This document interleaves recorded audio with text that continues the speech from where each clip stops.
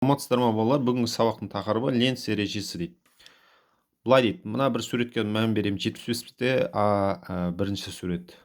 Мындай бір сақина тәрізді катушка болсын, мыстан жасалған. Оның бойынан тоқ осы сағат тіліне қарсы айналып жатыры делік.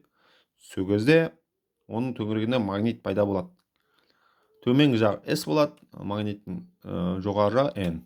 Енді жаңа Фарадей тәжірибелерінде мына бір суретті түсіндіріп өттік. Яғни осындай катушканың бойынан магнит ары-бері сырғытсақ, онда оның бойында катушкада тоқ пайда болады деді.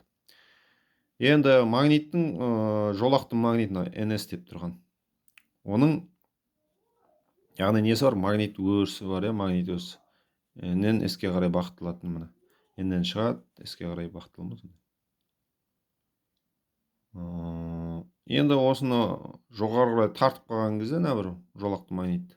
Ол кезде мынаның бойында, катушканың бойында тоқ пайда болады да, оның төңірегінде не болады? Магнит пайда болады.